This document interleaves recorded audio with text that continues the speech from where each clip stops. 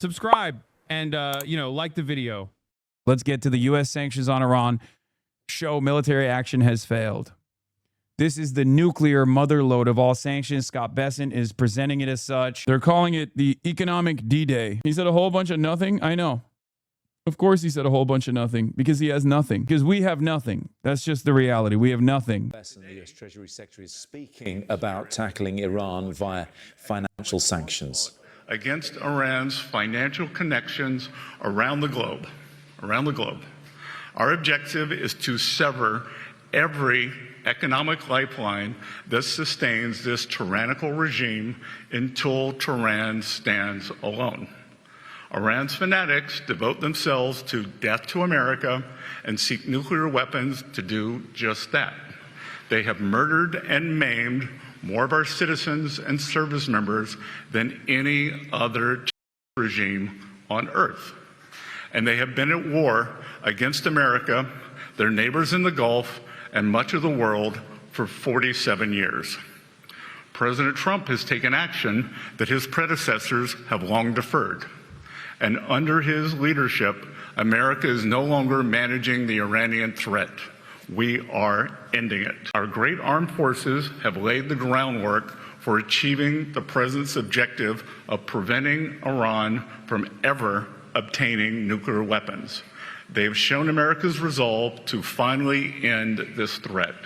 And the strength of America's economy under President Trump allows us to wage this sustained financial operation alongside the might of our military. Iran now faces a very clear choice with only two paths before them: complete global isolation and a subsistence economy, or a path back to normalcy with an opportunity to rejoin the global economy. Today, we are launching Operation Economic Outcast to foreclose every other option available to the Iranian regime. Treasury has mapped every node, every facilitator, and every network that Iran has used to smuggle oil and evade sanctions.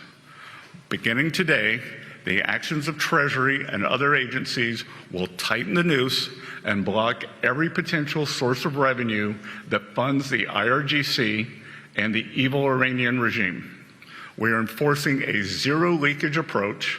There will be no minimal breathing space for the regime to rebuild its capacity to inflict terror against America and the world. The final refuge of this regime is the mistaken conclusion of nations that still finance the Iranian threat in the hopes of evading it. It is no longer acceptable to operate in the gray spaces of this conflict.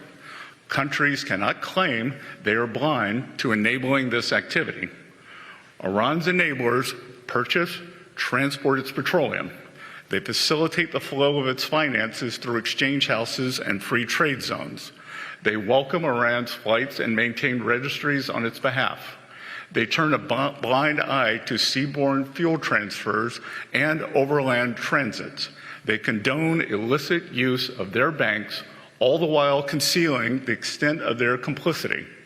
The president is making phone calls to world leaders with specific requests to cease their interactions with the regime. We are already seeing results. Over the weekend, comments from Iranian leadership clearly acknowledged the effect of this campaign, and nations that facilitate any interactions with the regime should quickly heed our message. Those who stand with the United States will reap the rewards of our partnership. Those who tether themselves to the Iranian regime should expect to share in the isolation of a withering regime. Teams from Treasury, State, and the U.S. military are now meeting with their global counterparts to tell them that the United States expects action. Every country has a defined timeline to shut down activities we have identified. If they do not take action, we will do so unilaterally through Treasury authorities. For example, every branch of Bank Melay must be shuttered and dark. And let me be clear, any entity that facilitates money laundering on behalf of Iran will be removed from the US dollar system. The clock just started ticking. The new sectoral sanctions determinations issued. Yeah, I mean, this, again, you have to, media advisory was sent about your, yeah, no, I know. I covered it already.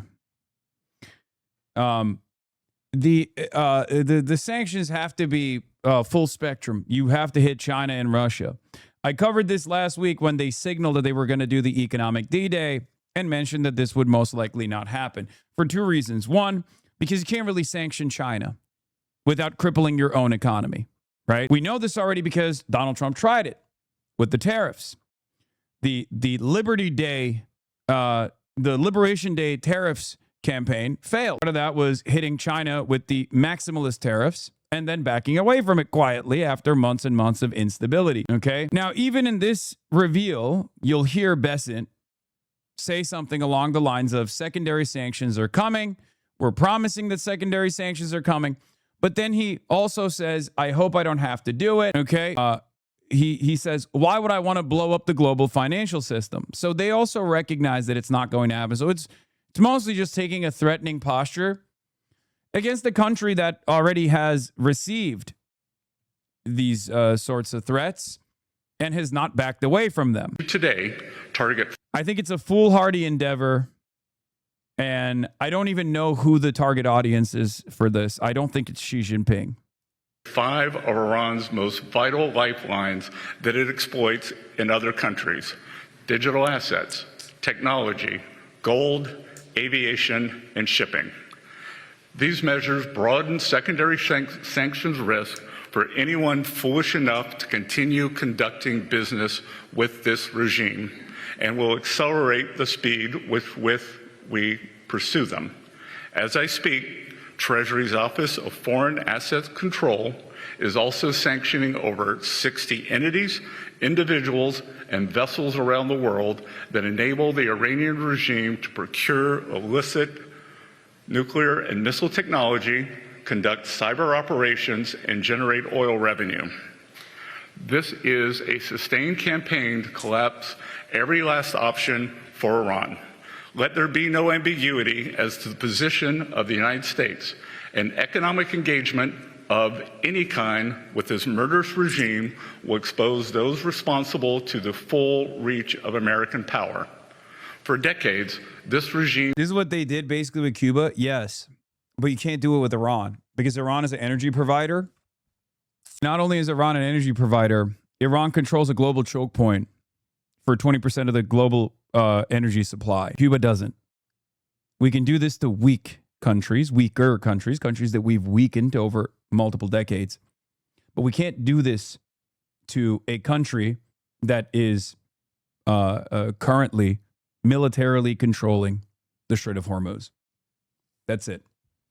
It is in China's best interest to end the chaos in the Gulf. It's in China's best interest, considering that they get their oil and gas needs. They have their oil and gas needs met by the United Arab Emirates and Saudi Arabia, as well as Iran. But ultimately, they can't do this to China. Secondary sanctions would be to hit Iran's biggest trading partners: Pakistan, Azerbaijan, Turkey to a certain degree, China, and Russia. Russia has already been hit with the mother of all sanctions, so I don't know how much more space there is there for Russian sanctions. And you can't do this to China because China is the global manufacturing hub of the entire planet. And also on top of that, has additional leverage now because it's been engaging in price stability by artificially cutting down its imports of oil in an effort to make sure that the rest of the Asian continent, the rest of the Asia Pacific region is not experiencing tremendous shortages and collapsing their energy grid. That's it. Don't foresee China dropping Iran for no reason here, especially at a time when Iran behaving in an erratic manner would worsen the crisis overall. And China's response has been pretty unbowed. They've said, we will not abide by these sanctions. America tried testing this against China already because China was still purchasing Iranian oil throughout the conflict. And the American side came out and said, we are going to apply sanctions to Chinese companies and Chinese banks. that are processing these oil. They're processing these oil shipments, and China said, "No, you're not." Today, the U.S. announced Operation Economic Outcast, a new comprehensive economic pressure campaign against Iran and sanctioned 60 entities. 3 months ago, which is what I was talking about, the U.S. announced Operation Economic Fury, a new, more comprehensive economic pressure campaign against Iran and sanctioned 50 entities. So they already did this 3 months ago, and it went nowhere, and they're doing it again. I don't even know why they're doing it at this point. The same Besant who deluded himself into thinking back in April 2025 that all countries would join the U.S. in a grand economic encirclement of China, only to fold a few weeks later because no one joined. Now he's recycling the same script against Iran, and it's even more diluted because it requires the cooperation of China, the very country he tried and failed to isolate last year, and China is obviously refusing. So yeah, it makes no sense. It makes no sense. Why should anybody, at a time when America's global standing is in tatters, at a time when America's hegemonic superpower position is being threatened by its own missteps, by the way, by no one else. I guess maybe you could say Iran retaliated and won, and that obviously played a major role in destroying American force projection capabilities, destroying the confidence that people have in America as the world stabilizer, as the hegemonic superpower. Having said all of that, it is clear now more than it was last year, more than it was in April 2025, more than it was 3 months ago, that there is no way around this. That America has to play ball with China, and America has to concede to Iran. Sina Tusi from CI Policy says, will the U.S. get China on board with intensifying Iran's economic strangulation? Beijing is moving the other way after ordering firms not to comply with U.S. sanctions on Chinese buyers of Iranian oil. This was 3 months ago when they tried to test out the exact same thing. Its top court penalized a Singaporean firm for complying with U.S. sanctions. China's top court highlights first anti-foreign sanctions law ruling amid global tensions.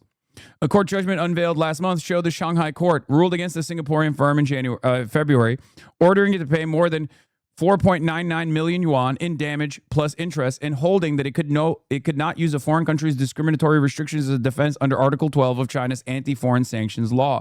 Esfandyar Batmangelic says, in today's press conference, Secretary Scott Bessent took no time to explain how ordinary Iranians would be protected from undue harm during his economic D-Day. Instead, his speech made it clear that the Iranian people are the targets of this new assault. The 5 sectors identified here are not lifelines for the Iranian state. They are lifelines for the Iranian people. Digital assets and gold are how ordinary Iranians protect their savings from inflation. Technology keeps Iranians connected to the world. Aviation keeps Iranian families connected with loved ones across borders. Shipping is how essential goods, including food and medicine, reach Iran. The Treasury Department has even rescinded general licenses covering academic and sports exchanges between the U.S. and Iran. These measures do not isolate the Iranian regime, which has hunkered down for years. They isolate the Iranian people. The Trump administration has no qualms about ordinary Iranians becoming targets in their economic war, just as they had no qualms about killing civilians in their military operations. But we knew that already. David from Reuters. Hi, thanks, Secretary. One of the most powerful tools you have at your disposal is the ability to impose secondary sanctions on banks and financial institutions that facilitate transactions for Iran. Chinese banks have often been talked about being targeted, but we don't see any of those institutions targeted here. Is that something that is coming in this campaign, or is the very delicate trade truce with China something that could prohibit you from going that far and taking that very big step? We want to make clear here today that no one is above the reach of U.S. sanctions. That if they facilitate transactions and are part of the ecosystem that turns Iranian oil into money, into repression, they will be targeted. We find that the best way to engage with countries is through quiet diplomacy, and we are level setting with every country to tell them our expectations. We know who they are, they know who they are, so when the hammer of U.S. Treasury actions falls upon them, they will have no one to blame but themselves. Big talk coming from little power. New AES post. Every comment is exactly what you predicted. Mike Rogers. Hey, Bernie, unlike Abdul El-Sayed, I have no issue disavowing fringe extremists who promote violence and seek to divide our state and country. Jake Lang is all of those things. While I have your attention, I would like to know if Abdul will definitely say that he will not affiliate with people like Hassan Piker, who thinks that America deserved 9/11, self-identifies as a racist, and calls for the public of American capitalists. Could you check in with your boy on that and let us know where he stands? Of course, doubling down. And then Abdul El-Sayed says, now do Donald Trump. It's better. Self-identifies as a racist. Yes, it's a part of the Republican smear campaign. This is the other problem.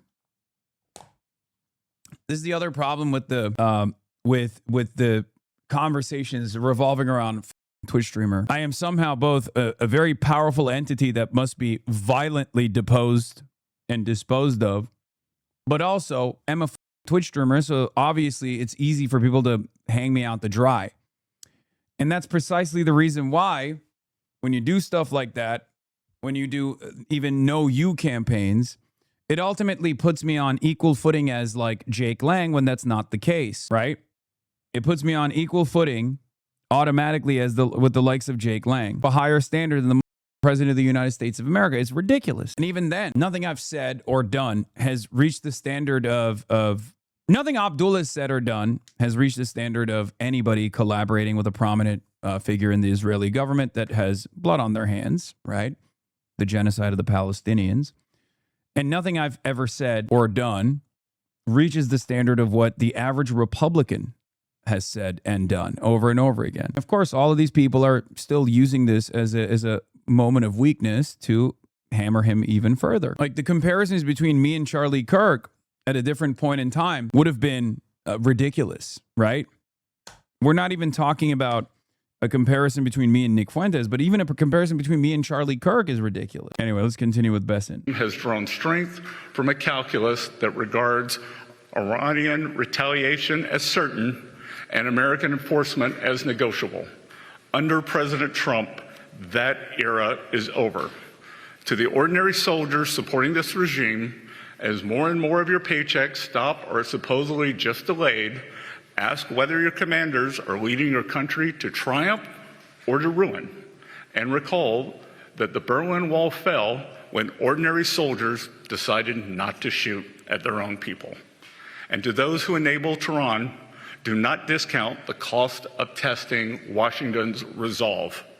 No nation should expect to enjoy the rewards of our system while helping those who seek to destroy it. It is now a time for world leaders to make a decision between prosperity and isolation, peace and terror, America and Iran.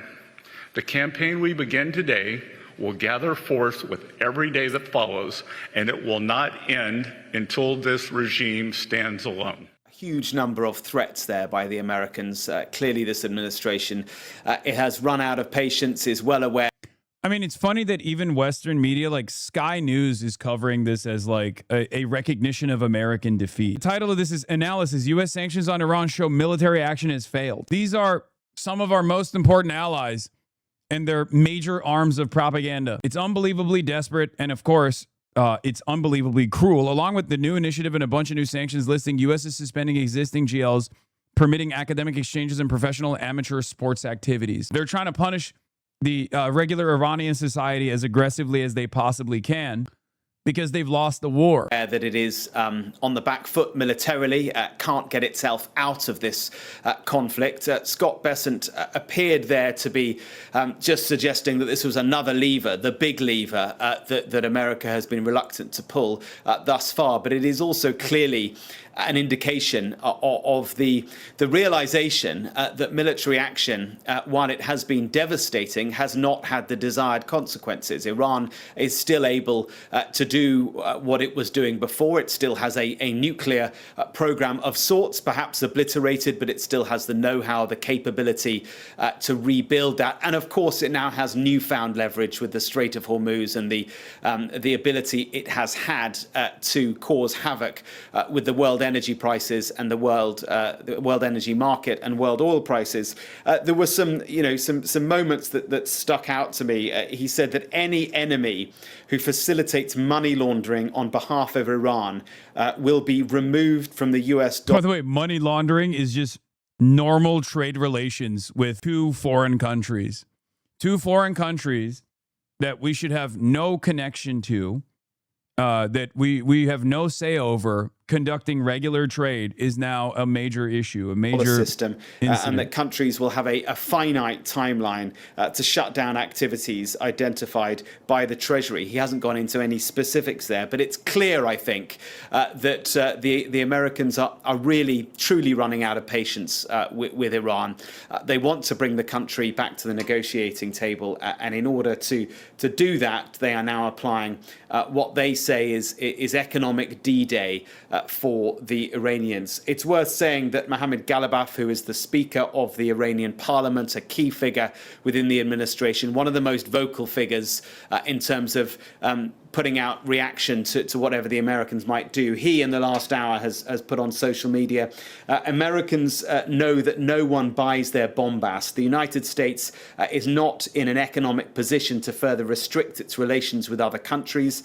Iran's trading partners, both in the media and through messages sent to us, have made it clear that they don't take these statements into account anywhere. So that is the first reaction we've had from part of the Iranian regime to this latest attempt by the Americans to pull them into line. Yeah, it's, Mark, just a quick word on Canada, because look, Canadians may have been watching that from Scott Besant, thinking, with friends like them, who needs enemies, given the ongoing enmity between them over. Yeah, it's additionally stupid to reveal this sanctions package and claim that you're going to apply secondary sanctions to countries that are doing normal trade with Iran in any way, shape, or form. A couple days after you also supposedly had a trade deal with Canada that fell apart because of the insane demands that you made in the last hour towards Canada, to which then turned into another tariff war with Canada, another one of our major trade partners. Between Canada, Mexico, and China, that's like 70% of American trade. Okay? It's insane. Like 30% of that comes directly from China. And a large chunk of the rest of our trade comes from Canada and Mexico. It doesn't make any sense whatsoever. It doesn't make any sense. I don't know where, I just don't know where this goes, okay? I don't know. I don't understand what the administration is trying to do with this. Normally, I would scratch the surface and like identify some kind of logical through line behind the initiatives, but at this point, it just unironically comes across as like Donald Trump wildly posturing in this belligerent manner, or directly trying to bankrupt the country, directly trying to destroy America. I don't know. Canada's threatening to cut electricity and minerals to the U.S. This is from the Associated Press. Canada threatens to cut off all electricity and critical minerals to the U.S., including high-grade nickel and uranium, if the Canada-U.S. trade war worsens, per the AP. Ontario Premier Doug Ford says, "I'll cut him off. You won't get a grain of sand out of Ontario," adding, "What would they do without the high-grade nickel?" Ontario Premier Doug Ford says everything's on the table, including power to 1.5 million American homes and high-grade nickel and uranium, after Trump announced 50% tariffs on Canadian autos, parts, and steel starting next year, and 50% tariffs on $20 billion worth of Canadian goods Saturday. Could you have imagined a decade ago? Well, I guess a decade ago Trump came into power, but like, yeah, a decade ago, before Trump came into power, that we would one day talk about, a ongoing tariff war with Canada. I know the Premier of Ontario, Doug Ford, is just posturing, but could you ever imagine that a moment necessary of this kind of posture would ever come about? I certainly can't. Unimaginable. I don't think they're going to do it, but I'm just saying, like, the very fact that this conversation is taking place is completely insane. We're desperately trying to find victory anywhere we possibly can, and in that moment of belligerence, destroying what remains of our standing in the globe. It's ridiculous. Today, VP Vance said Canada and China are the two worst countries on trade policy. That's an opinion. He's right. But because Vance specifically complained about Canada's super high dairy tariffs, which again only kick in above a quota, here are some interesting World Trade Organization data via Trevor Tomby. 96.7% of U.S. agricultural exports to Canada are duty-free compared to 4.5% of U.S. agricultural exports to China. Sheer number of lies from President Trump about Canada growing again today is remarkable. Just some fact checks from the last 18 months. Daniel Dale, the number one fact checker from Trump 1, coming back. Trump falsely said today that Canada's unemployment rate is 10% and rapidly rising. Though it is 6.4% under the Canadian method that adds about a percentage point and has been declining for 3 months. Trump falsely said today that Canada does 95% of its business with the U.S., though 72% of Canadian exports went to the U.S. last year. Trump falsely said today that high Canadian agricultural tariffs have caused the entire U.S. trade deficit with Canada, though that deficit is overwhelmingly caused by U.S. imports of cheap Canadian crude, and though something like 97% of U.S. agricultural exports to Canada are tariff-free. Like, it's upside down. Everything he's saying about Canada is the exact opposite. Everything he says about everything is the exact opposite of the truth.